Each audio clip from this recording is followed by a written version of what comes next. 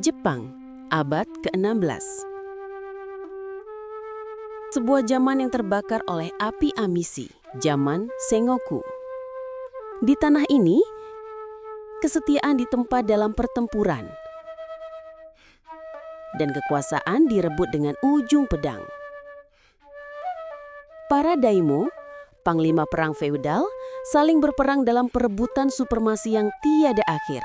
Namun di tengah gemuruh itu, dari balik samudra yang tak terhingga, sebuah takdir baru berlayar menuju daratan.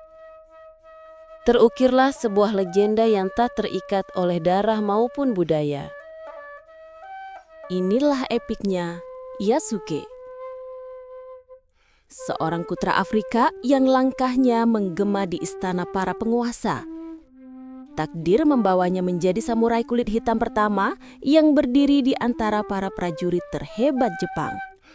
Kisahnya bukanlah sekadar catatan kaki dalam sejarah, melainkan sebuah gema abadi tentang keberanian yang menentang dunia, kesetiaan yang melampaui warna kulit, dan pertemuan dua semesta yang seharusnya tak pernah bersentuhan. Bagi para sejarawan, kisah Yasuke dimulai bukan dengan kelahiran, melainkan dengan sebuah kedatangan. Asal-usulnya adalah halaman kosong yang coba diisi dengan berbagai teori. Mosambik, Ethiopia, Nigeria. Namun tak satu pun yang dapat dipastikan. Kabut misteri itu baru tersibak pada satu titik waktu yang pasti, yaitu pada sebuah catatan yang tak terbantahkan pada tahun 1579. Di bawah bendera misi Katolik, ia tiba di Jepang mendampingi Alessandro Faligiano, seorang Yesuit Italia dengan misi suci. Perannya jelas, melindungi sang misionaris. Kehadirannya di Kyoto, ibu kota saat itu, menimbulkan sensasi luar biasa.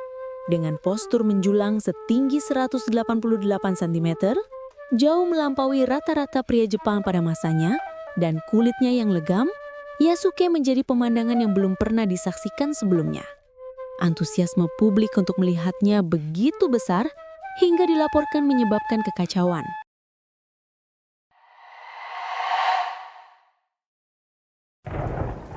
Sebuah riak di tengah masyarakat akhirnya menjelma menjadi gelombang yang mencapai puncak kekuasaan. Kabar tentang raksasa hitam dari negeri antah berantah akhirnya berlabuh di telinga satu nama yang paling ditakuti dan disegani. Oda Nobunaga. Sang visioner berdarah dingin yang selalu bermimpi untuk menyatukan Jepang di bawah satu panji, tertarik mendengar kabar itu. Nobunaga tidak takut pada hal yang asing. Ia justru ingin merekrutnya. Iya, di balik kekejaman dan strateginya yang brilian, bersemayam sebuah pikiran yang terbuka pada dunia luar demi untuk mencapai tujuannya.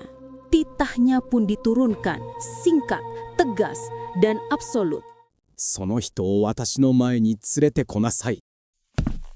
Maka Yasuke pun menghadap ke sang penguasa. Saat melihat sosok Yasuke, Nobunaga meragukan keaslian warna kulit Yasuke dan mengiranya hanya dilumuri tinta.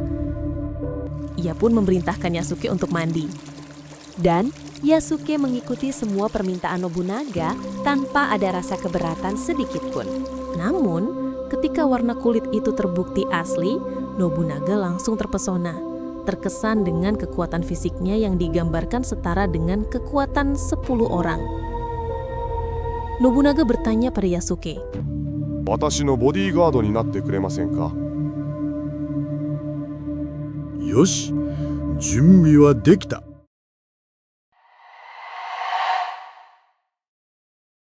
Di bawah naungan Nobunaga, status Yasuke lebih dari sekadar pengawal. Ia diberi sebuah kediaman, tunjangan, dan kehormatan menjadi pembawa pedang tuannya. Sebuah posisi yang menandakan kepercayaan tingkat tinggi.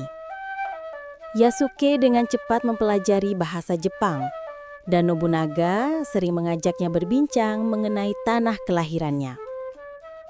Meskipun status resminya sebagai samurai masih menjadi perdebatan di kalangan sejarawan, tidak diragukan lagi bahwa ia adalah seorang prajurit yang dihormati di lingkaran dalam Nobunaga. Ia bertempur di sisi Nobunaga dan menjadi bagian dari rombongan elit yang mendampingi sang daimyo. Keputusan Nobunaga untuk mengangkat seorang asing dari ras yang berbeda ke dalam barisan prajuritnya merupakan sebuah langkah revolusioner yang menunjukkan keterbukaannya.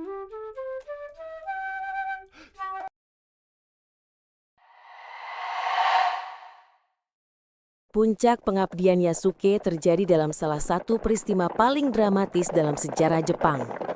Insiden Honnoji pada 21 Juni 1582. Akechi Mitsuhide, salah satu jenderal kepercayaan Nobunaga, berkhianat dan menyerang kuil tempat Nobunaga beristirahat di Kyoto dengan ribuan pasukan. Nobunaga yang hanya didampingi oleh sekitar 30 pengawal termasuk Yasuke terkepung. Yasuke bertempur dengan gagah berani untuk melindungi tuannya. Namun, menghadapi kekalahan yang tak terhindarkan, Nobunaga memilih jalan sepuku, ritual bunuh diri terhormat. Menurut beberapa catatan, tugas terakhir Nobunaga untuk Yasuke adalah membawa kepala dan pedangnya kepada putranya, Oda Nobutada.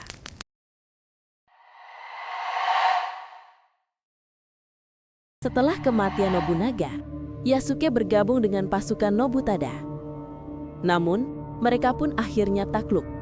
Yasuke ditangkap oleh pasukan Akechi.